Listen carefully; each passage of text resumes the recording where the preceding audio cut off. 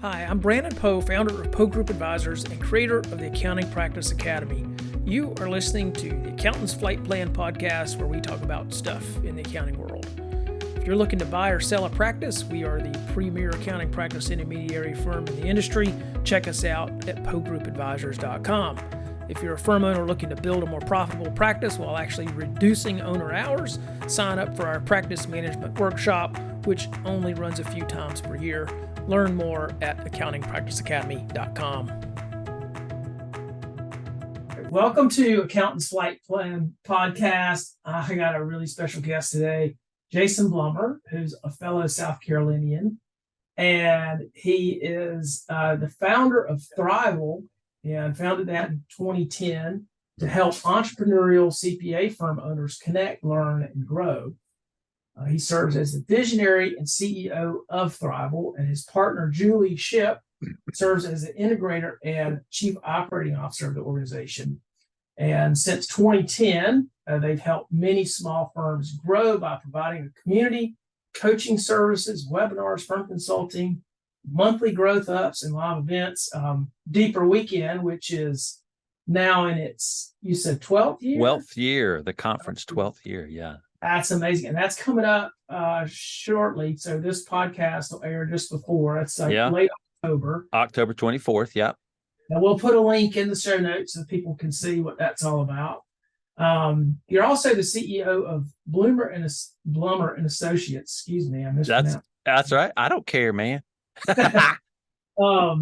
So your firm was one of the first to move from traditional to virtual in 2012. Mm-hmm. And there you serve as an advisory firm for design, marketing, and creative agencies. Yeah. And you and your partner focus on business consulting and coaching with the owners and partners of firms and agencies. And your team meets with them for technical and financial compliance needs. Boom. Is that right? That's it, man. And you're also the co-host of two podcasts, the Thrivecast and Businessology show. Yeah. You're also a speaker for financial and creative industries. And you've been on Accounting Today's top 100 most influential people in accounting. Yeah. Awesome. That's quite the Well, it took 20 years to build all that up, right? So the first 15, it's like you're grinding it out. Still grinding it out. You're an overnight success after 20 years of hard That's work. right. That's how that works, right? We all know that. Well, I mean, all right. So I got questions about your background. All right, man. I got two questions. All right. How did you get into accounting to start with? And then how did you choose the niche of agencies? Yeah. So I was a lot of people know my story. I was in rock bands in college, started in high school playing bass. Oh, wow. I think the dumb guy plays bass is what they're like. You can't sing or play guitar, so will you play bass? That's how that works. So I was really just been into music all my life. So did that for the first couple of years in college, and needed to pick a major. And my dad was an accountant. I didn't know, so I'm like, I just randomly picked accounting and went into accounting. So it worked out, and went the route of the CPA and things like that. So yeah, I was going to be a rock star, Brandon. But you figure out pretty quickly, I don't think that path's going to work out. Your odds might not be great. Yeah, those are not great odds. So did that worked out. My dad wasn't a CPA, but he had been an accountant, like a controller, for a long time. So when I graduated, he went back and got his CPA with me. So we went through Becker together. Oh, wow. Which was kind of fun. That was kind of cool. He got it passed before I did. So, but that makes sense. So that's how I got into it. Yeah, and I did my career about 10 years, and then, about 20 years ago, came and started working with my dad in his firm. It was just him working out of the back room of his house. And so I said, hey, I'm leaving this firm. I want to work with you. He said, well, I don't have any money to pay you. So I would, I guess I put on a suit back then, and I would walk around and hand out business cards around town 20 Wow. years ago, which is bonkers to think that I did that. But I had 2 kids at the time, and I was married, so I had to get some grocery money. You were Uh, motivated. yeah, I was motivated. I was broke, wasn't making much at the other firm, but I took a pay cut to go work with my dad. So, you He want to. said you come to work, but you got to bring your own business with That's you. right. Yeah, he's like, I mean, and he's not like a tough guy. He's just like, I don't have any money. He bought a $100,000 bookkeeping business so he could kind of just chill and retire. And then 20 years ago, I came and started leading it and just blew it up and wanted to, to change it, start consulting, and just learned a lot that first 10 years, what to do, what not to do. Had a lot of fun. And then I had a client. It was wild. We had an office. I had a client that was a small designer. They were a designer and in Greenville, South Carolina, because we had an office. So I was working with them, and they referred somebody to me that was in Seattle. And I'm like, and when I got on the phone with people in Seattle, they didn't go, how am I going to drop off my stuff at your office? They didn't, of course, they're not even thinking, they don't care. They're these digital people, even that long ago. And I thought, can you actually run a business virtually, run a firm? They didn't care. And so I didn't know. So, almost 12 years ago, I gave up the lease, shut it down, and it didn't go well. The first, I moved into the cloud, and I didn't realize there weren't a lot of cloud you could really rely on at the time. So, it was a little bumpy at first, but I just tend to shut things down and try it. I'm a little better now at my ability to do risk assessment as an entrepreneur. Yeah.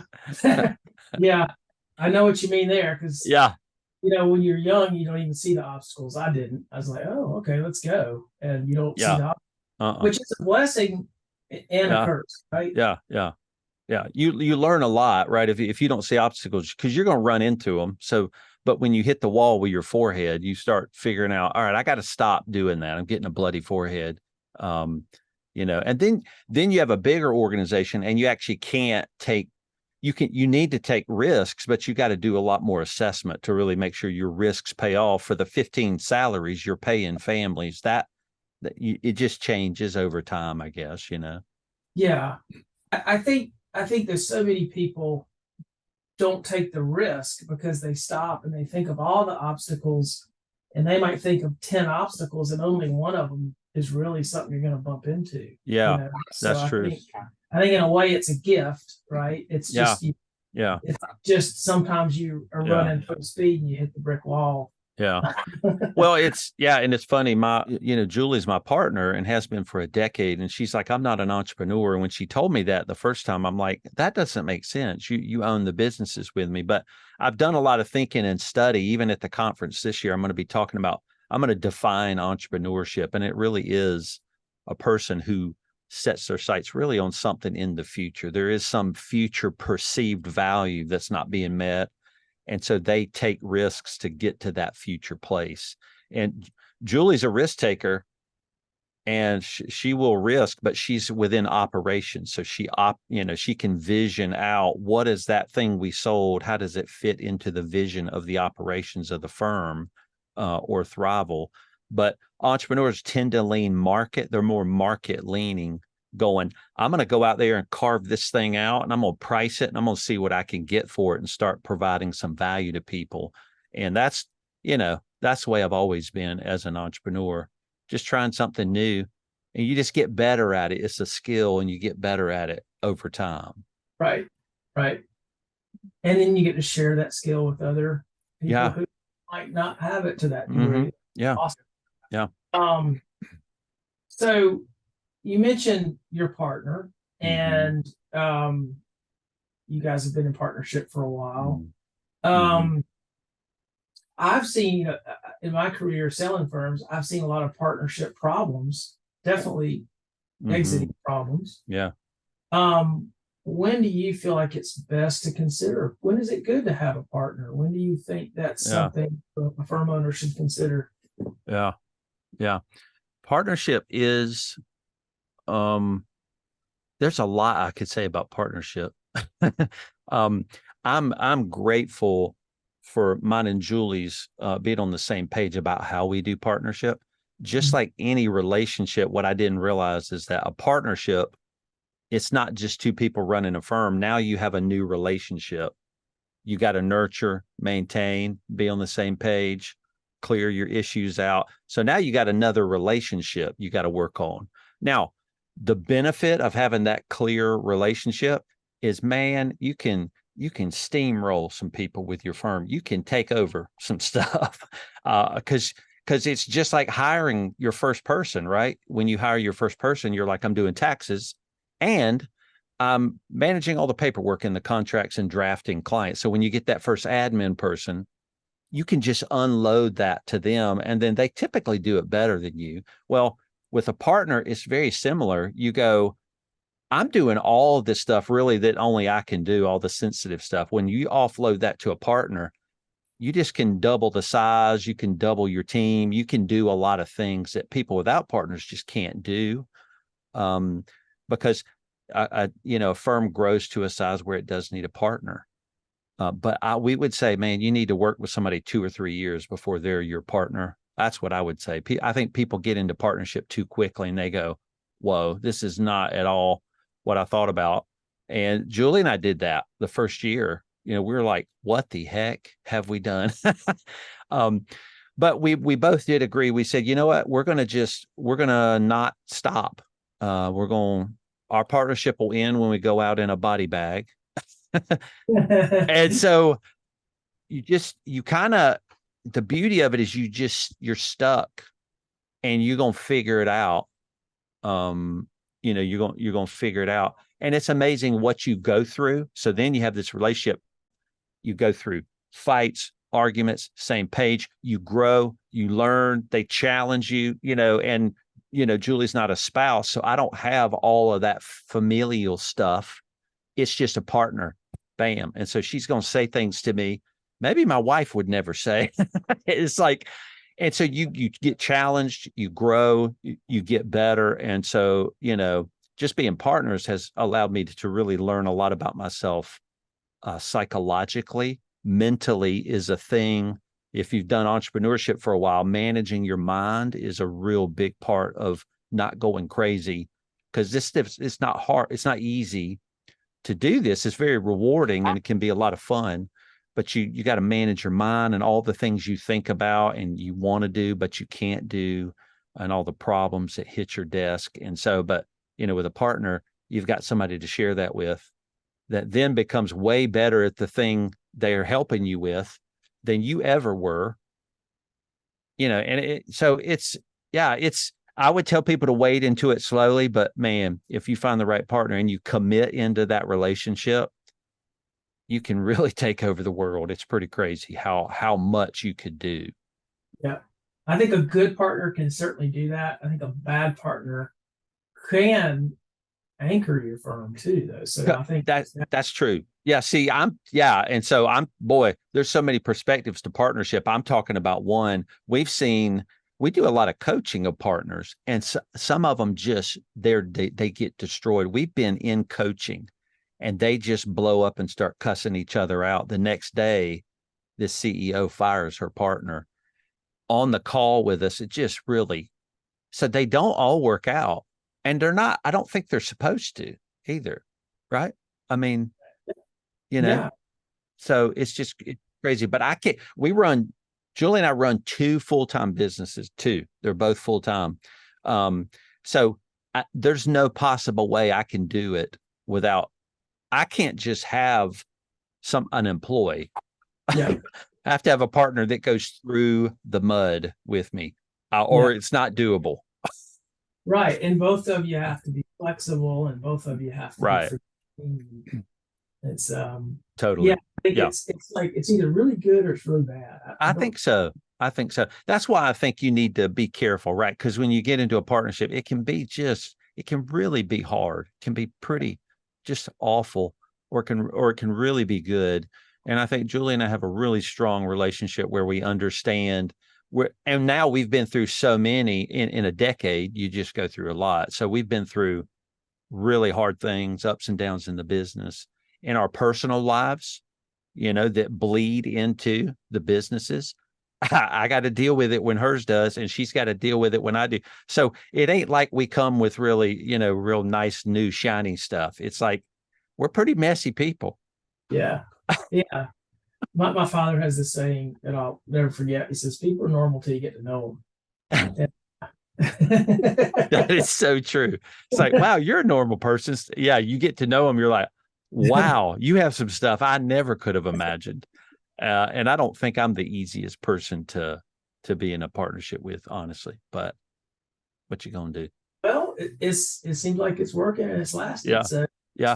right. She'll put up with me. So now, advisory services. So you touched on this when you were talking about getting into your niche. How did I think some CPAs are just sort of really gravitate toward advisory work. Do you have any kind of thoughts or experience shares about how you got into that with your firm, and how the firms can maybe roll that out if they're not doing it now? Yeah. There's a lot to it. I think advisory can be a little bit easier if you have a deeper niche, if you narrow into some part of the market. Because I think advisory services, really, the ability for you to sell that is you start that by going narrow into a market. And that's, I think, what starts a lot of it. If I narrow into a market, I'm doing it because I feel there's some expertise I have that justifies me taking the risk of narrowing my market, right? And so, to say it another way, if you're a generalist, it's because you don't want to deal with the risk of having to support your firm by just a narrower part of the market. But and so it is hard. It's a risk to narrow, but with risk comes profit. So that's why we do it. But if you do decide to narrow, it's because you think you have some expertise that you can offer that narrower niche and say no to everybody else that justifies asking for more. And so it's really a market giving you the right to become a niched advisor. It is really what happens. It's a market giving you that right. Now you have to go into the market and do some positioning, right? So you can narrow a little bit. If you have 5 restaurants in your firm, you're starting to develop a niche, right? And if you get good at it, then at some point you put it on your website and you go, this is what we do. You claim it, right? It's a positioning move on a website. You claim it. And so we did that.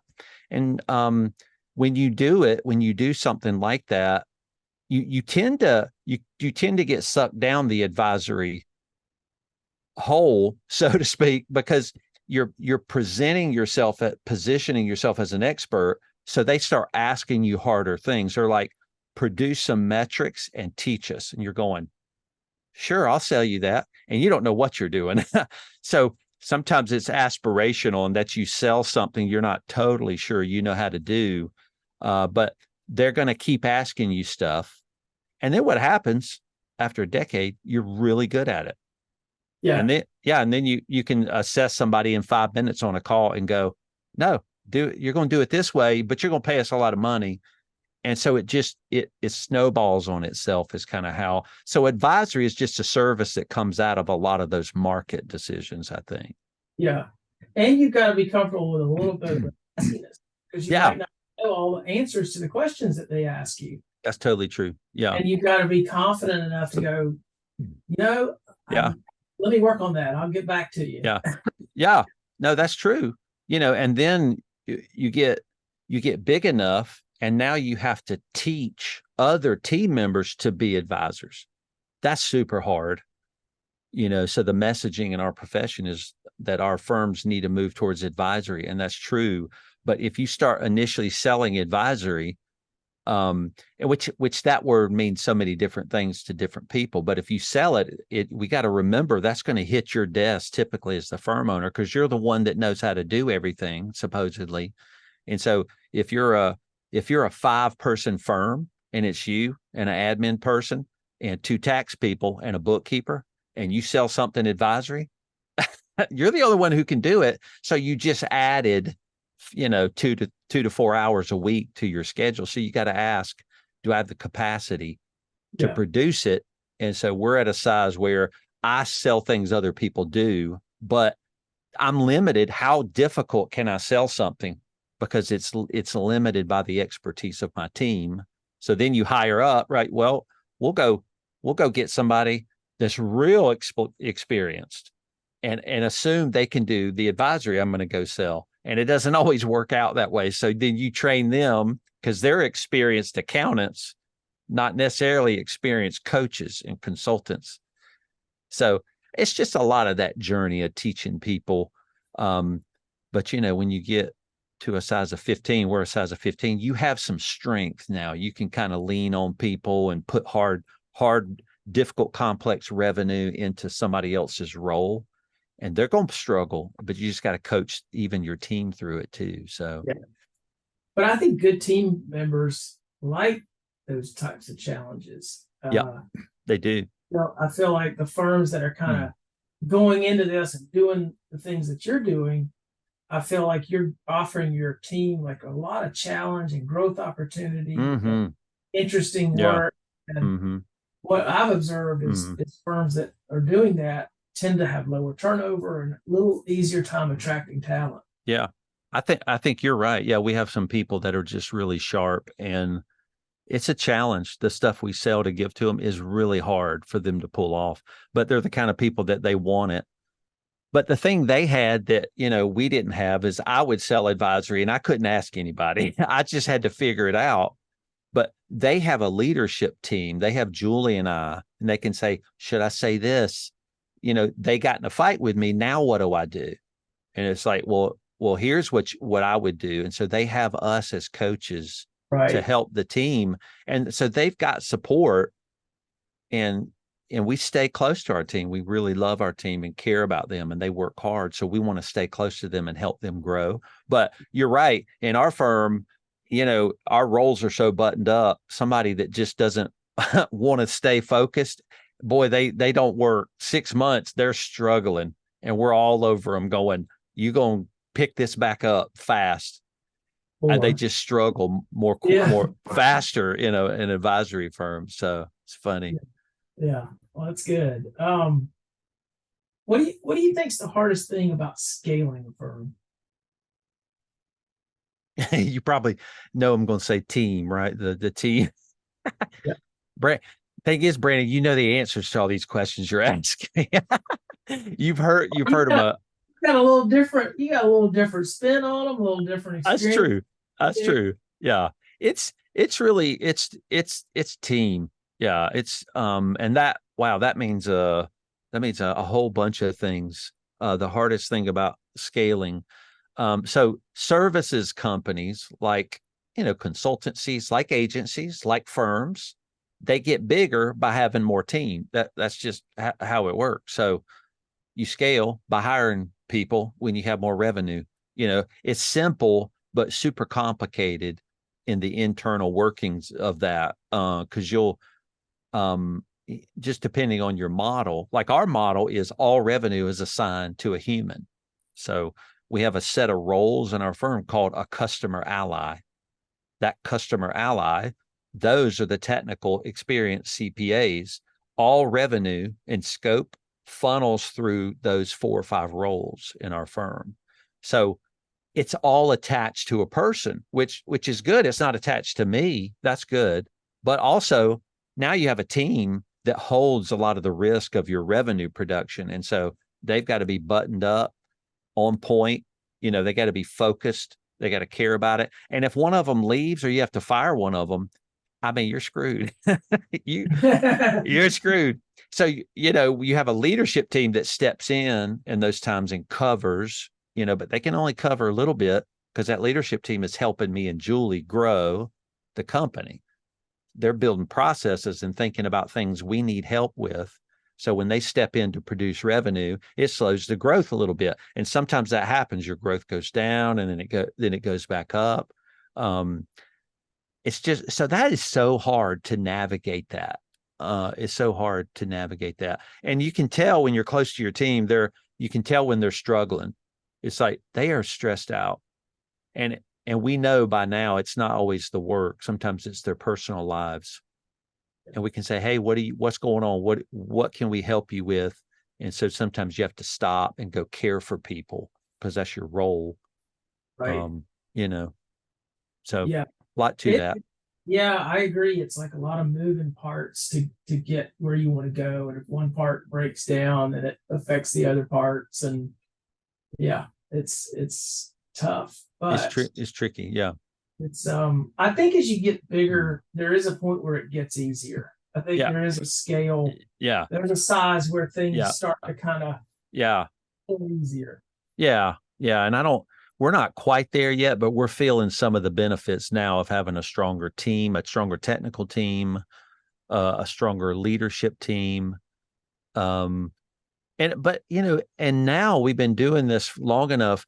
Julie and I can start to see weaknesses in those areas. It's a little bit more identifiable. And I think the reason is because we keep getting more and more distanced away from the execution of all of that, right? We have operations managers, strategic movement people that are still doing a lot of that. And so we're a little bit more distant so we can look at it a little bit better. And I think that's a cool benefit of getting larger. You can kind of look at your firm and see where the issues are.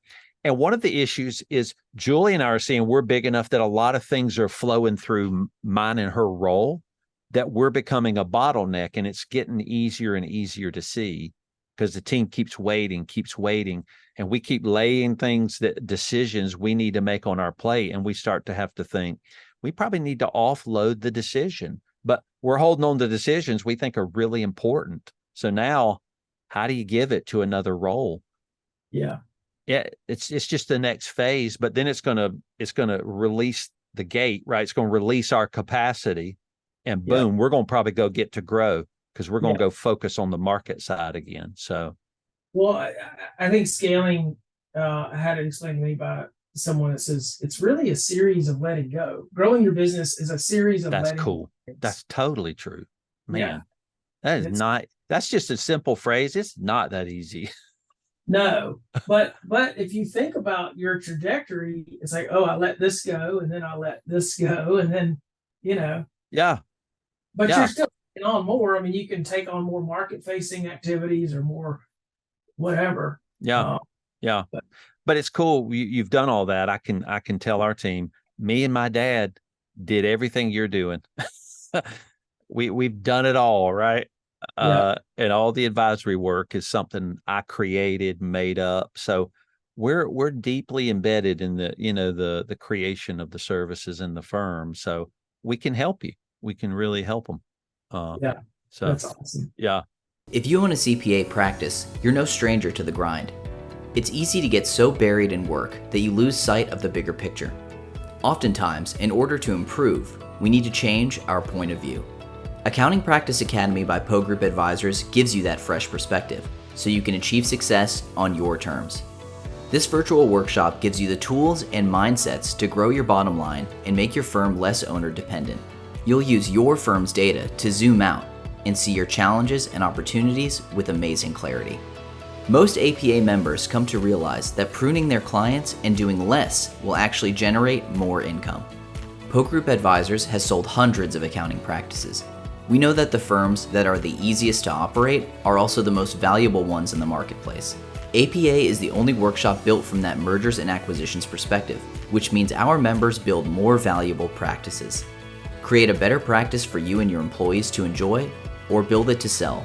The choice is yours. Have you looked at your practice the way a buyer would? It's easy to lose sight of the bigger picture when buried in the finer details. With the lessons within our latest book, How to Prepare Your CPA Firm for a Sale, you'll learn to build upon your firm's success and make your firm more enjoyable for you and your staff or a future buyer. Go to pogroupadvisors.com/prepare for your free copy. Well,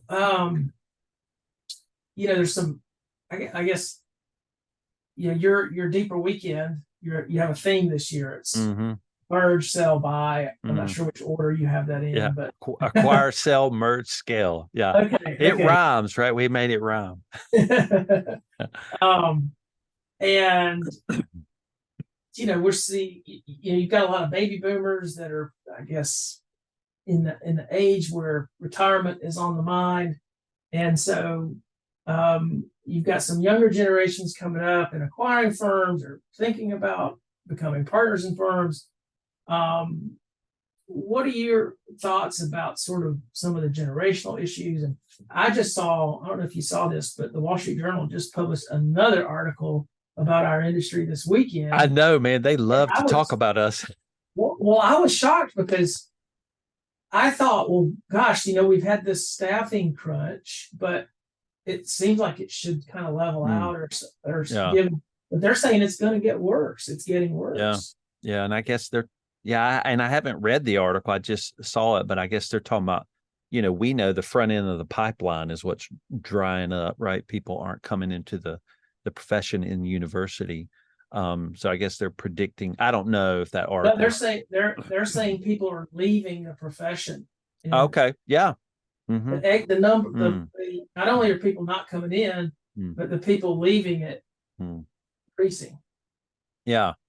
Well, that makes sense. I mean, it was wild. 2019, we had a few people leave the profession. They, CPAs leave, and one earlier this year, CPAs on our team, and they're leaving. And we're like, where are you going? They're like, well, I'm just going to go start my own business or go work in a big corporate finance department.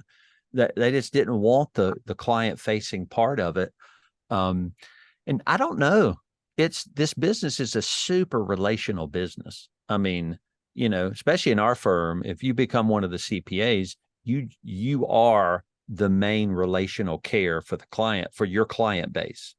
Even in a virtual firm. Yeah. So I want to mark that because that's important to note. Well, and it's even more so in a virtual firm. So in a virtual firm, any relational building is all intentional. So there's no accidental ways to bump into people in the front office, right? If you want to build a relationship with a client or check in with them, you have to have somebody in a schedule or a rhythm remind you to reach out and say it's time for our quarterly check-in, or it's not going to happen. And that doesn't work. Your clients will drift away from you, drift away from the trust and care that a relationship brings.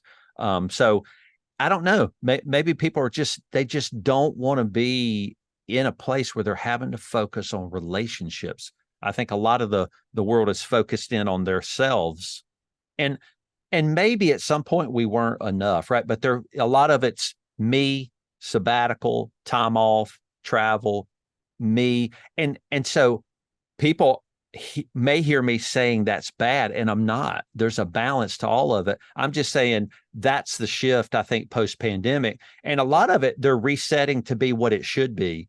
They have, in the U.S., and this, you've told me about the U.S. compared to the Canadian firm owner market. It's a different kind of grind level. And in the U.S., we may just be grinding so much. Post-pandemic resets everybody and goes, no, I lost people in my life. This is not worth it. So I don't know. People are just needing something that's not quite so engaging personally. I have no idea if that's right, but the people that we hire in our firm is deeply embedded in relationships, deeply. The more advisement we sell, the more they want us in their life, counseling them, coaching them, guiding them, and they want it more often. They require it. And so you sell advisory, well, you just bought yourself even more relational work. Because people are buying leadership. They want leadership. That's right. So, I tell our team, I say, we're an advisory firm. That means we have an opinion. That means we disagree with our clients sometimes. And so that's hard relational work to to look a CEO, of a $20 million agency in the eye and go, no, we're not going to change our advisory report to show you that. We took that out because you don't need to be looking at it. What? But that's what an advisor does. But that's what they want. That's who they respect. They don't. That's right. Do whatever they want. That's right. That's right. So, but we also have the power, and I try to teach. We teach our team with what we call our Blumer service principles. We have a set of 35 Blumer service principles. It's like these are internal for us. It's like this is what drives how we visually present things. This is how we write emails. And one thing we teach our team is there is so much impact and power when you're in a room with a firm, an agency, and you show them their financials bumped up against your agency benchmarks, and you go, y'all are killing it. Y'all are doing really well. You are keeping your labor margins in line. You're doing a great job. They just beam. They're like, because we're the ones who can give that assessment professionally. Nobody else can. It's like your doctor saying, you are healthy. You're doing great. You're like, hell yeah, I am. I'm doing great. But we could say that to our clients, and it's just so impactful. They'll email us back and go, when you said that, I knew all of the difficulty we go through was worth it because we are doing great. You're right. We are doing great. Who gave them permission to know that. And only an advisor can say that to people. And that's what we love to do. We want to get so close. We want to say that, but also be able to say, no, that is foolish what you're doing. Yeah. You're going to be out of business in 6 months if you keep acting that way. Yeah. That's the dumbest idea I've ever heard. Right. Right. No, don't do that. That's what they want. So I don't know, Brandon, maybe that's what people are struggling in our profession is just such a relational. I don't know. What do you think? Could that be? I don't know. That could be. I haven't really thought of it. I haven't thought of it in those particular terms before, but I think you might be exactly right. I do think there is a challenge in, this profession is very compliance oriented. It is. And it is. I feel like I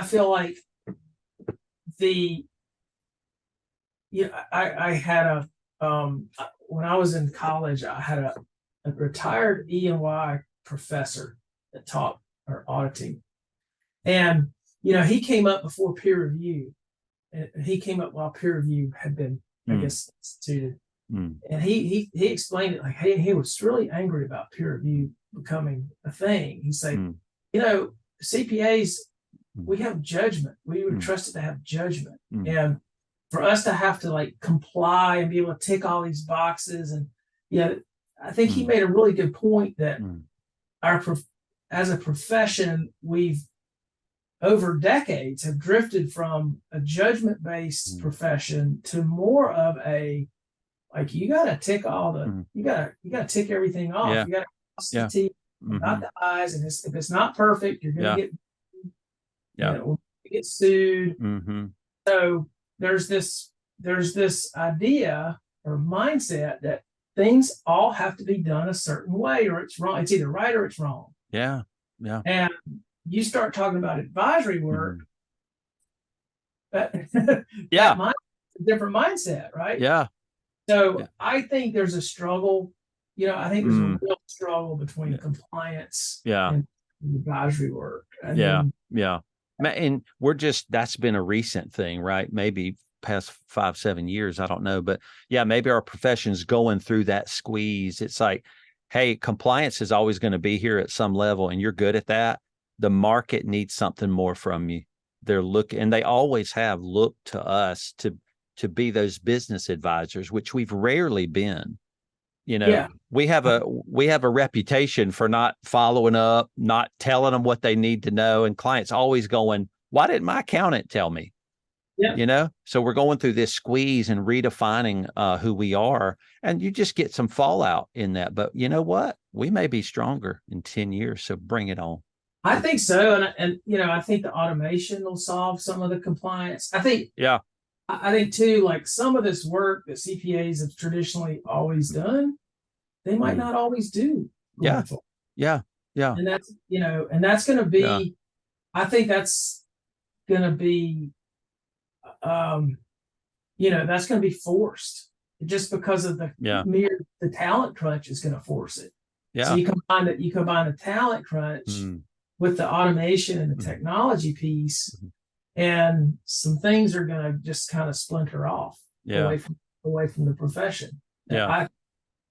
I think you're right. Yeah. And I think a lot of probably younger owners or younger entrepreneurs or just people in general see really a dichotomy sometimes in the future of a profession. They're like, this is going to take our job. We're not going to have jobs anymore. And that's not how markets work at all.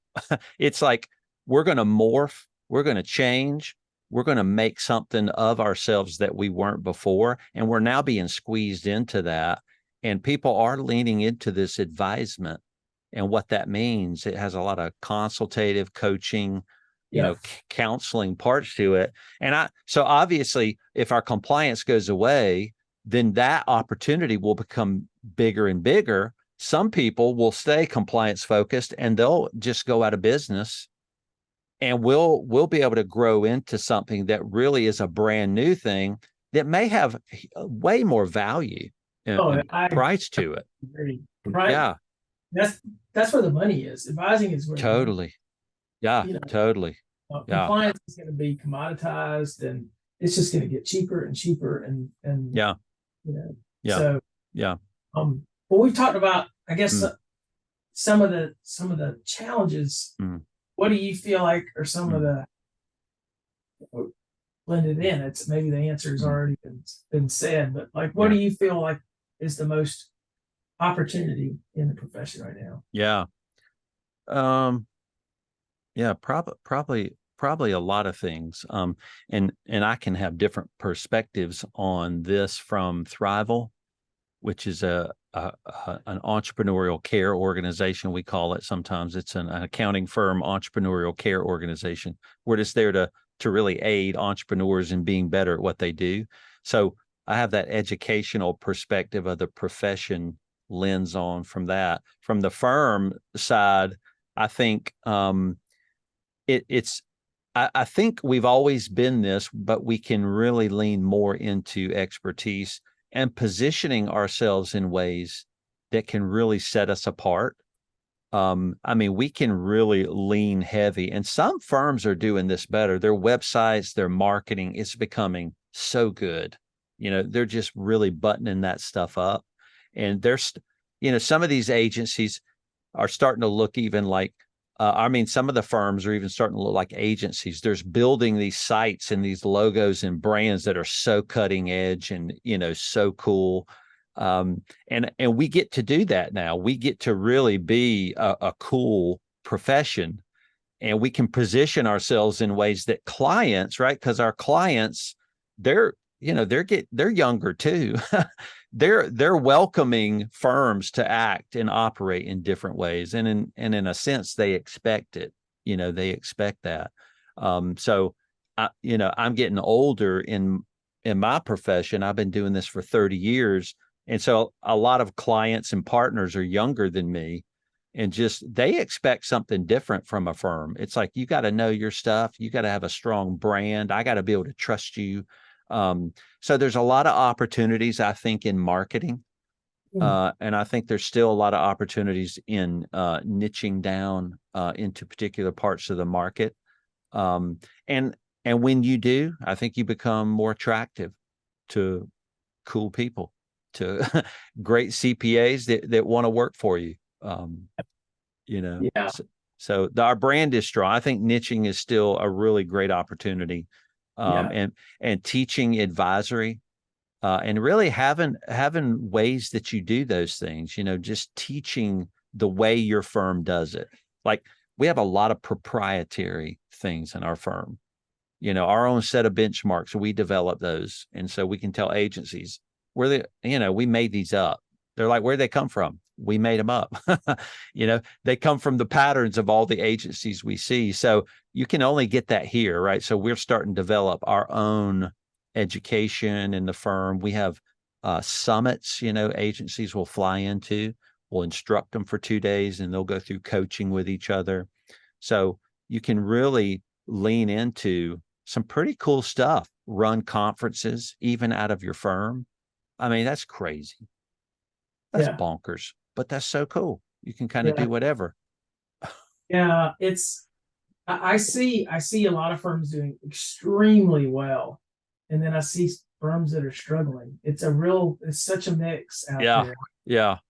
Well, you have a cool perspective because you're seeing really the end point of people offloading a firm, and you get to look at them and go, yeah, you really don't look like an attractive package. Or some do, it's like, I'm going to get more money out of you when I sell you.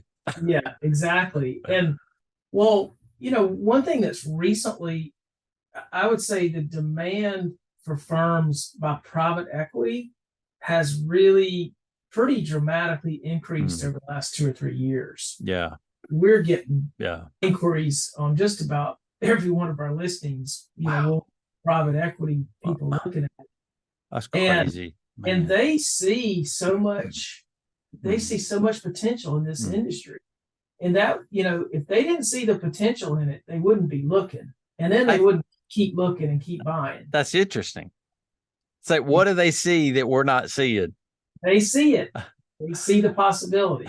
So it's there. It's there. That's, I would probably assume people going to your site are just, people like me own a firm, or they're about to start to own a firm and they buy a firm, right? I guess that's the way it used to be. But private equity is this whole different approach to a company like yours, where do they buy multiple firms at a time?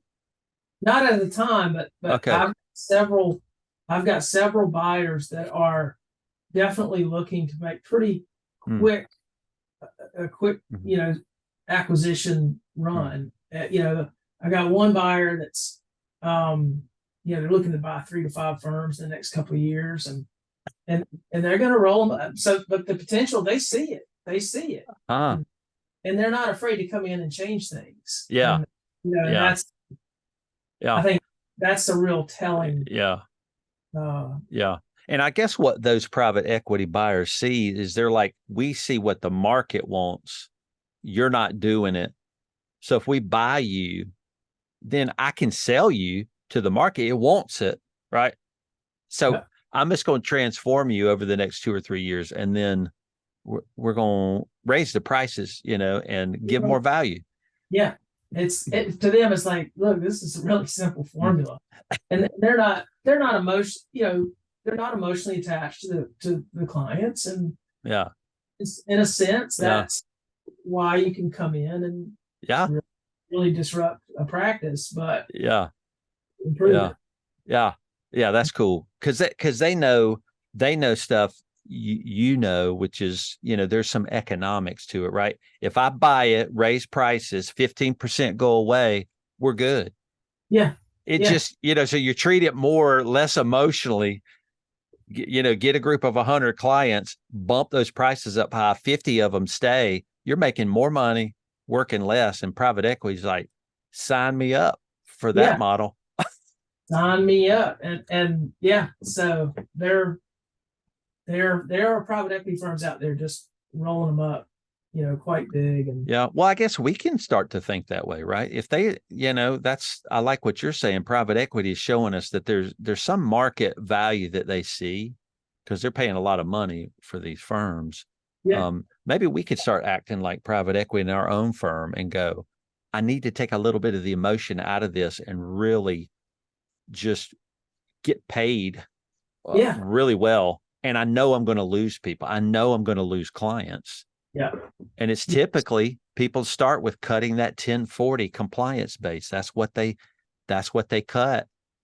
And then it's less chaotic, and they can start to really see what they're selling and be with people and raise prices. So I mean, you've seen, you help firms kind of make change in their we do. Firm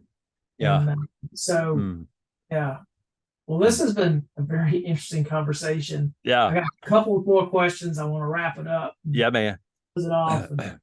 I always like to ask my guests about a book recommendation. Yeah. Do you have a book recommendation that you can share? Yeah. I'm reading Peter Block is one of my mentors. I've had him on our podcast a couple of times. He's like 84. He's been consulting for a gajillion years. But he's almost like a philosopher. So he has a book out now that's really like it's like a philosophy business book. So I wouldn't suggest people read it. so that's I tell people every Peter Block book I read, I would love for people to read, but he's not for everybody. His book, The Answer to How is Yes, is a really good. It's a simpler book, just really challenging. A really good book, and I think some of the other ones. I really loved Peter Thiel's 0 to 1. Yeah, I've read that. That was such a. I mean, it's just really he's such a contrarian, and Peter Thiel is controversial. Some people may like him, some may not. But I love contrarian books where they look at things from a different angle, and I go, "Oh my gosh, I never, would have thought about that." Like Peter Thiel in the opening of the book is like, "What great company is nobody building?" And it's like, I never would have thought to ask it that way. Yeah, we would normally say, "What great company can I build?" He's like, "Which one is not being built right now?" It's like, I need to think about that. Yeah. I like how he communicates. He's very clear. Yep. His communication is very, very direct. And he's good. Yeah. David Baker's book, The Business of Expertise, is a really good one. And then Tim Williams, Positioning. I read Positioning for Professionals from Tim Williams. I don't know. I don't know if it was 8-10 years ago. I don't know. I underlined almost everything. That's a positioning book for firms. Like that's the Bible. It's like, you want to set yourself apart. This book is like it's the textbook. Wow. I have not read that. I need to check that out. Yeah. And it's just an old book. So it's an old book, but it's just really marketing 101, positioning 101, how to do this. And I did stuff in the book. I'm like, I'm going to do that. Yeah. So a lot of things came out of that. Like, I think every firm on their website, they should have a purpose page. There's a reason why you're here, which really the purpose is get off of our page if this is not for you, right? Yeah, because positioning is a lot about saying no. A lot of strategy is in the things we decide not to do. Those are the things I learned from Tim Williams, a decade ago. Such power in having this exclusion, this being exclusionary in a sense. It's like, we are not for everybody, and you lead with that. So you're leading with a purpose, and then go, if this is not you, then we are not for you. Please do not apply. Yeah. It's just so wild. And it works. It's amazing way to sort of market that way. Yeah. Yeah. We definitely do that when we market practices. We market them as what they are.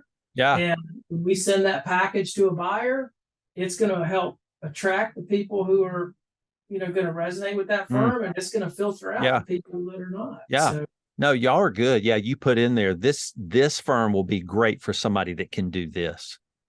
That's good stuff. It's like up front. So don't apply if you're not good at this. So yeah. I love it. Yeah. Awesome. Well, Jason, man, we're just wrapping up here. It's been a quick, I don't know how long we've been talking, but this has been a great conversation. And how do people best follow you online or connect with you? Yeah, there's a lot of places. I have jasonblumer.com. I have jasonblumer.com as a site, and that's just a one-page site that kind of lists all the books I've written. There's a lot of content I've produced, lists our companies and podcasts on there. So that's a great site. LinkedIn, a lot of people follow me on LinkedIn. And I'm on Twitter, Jason M. Blumer at Twitter. So those are probably the best places. Email us at info@thriveal.com. Jason, thank you so much. Yep. And if people have not, do check out the Deeper Weekend. It's an annual event. Yep. And if you can't make it this year, maybe put it on the list for next year. That's Thank right. you so much, Jason. Cool. Thanks for having me, Brandon. I've always enjoyed learning from you and watching you grow your practice too. So it's awesome. Likewise. Take care. Thanks for listening to the Accountant's Flight Plan podcast. If you like what you heard today, please follow us so that you can get updates when new episodes are released, and share our podcast with your friends and colleagues. You can also follow Poe Group Advisors on social media. Please visit our website for more information at pogroupadvisors.com.